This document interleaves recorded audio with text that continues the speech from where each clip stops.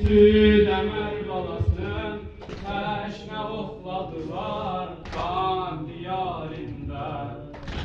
Yaralı quş təş bir əcdə bala aldı heyəlaya ya Rəsulallah.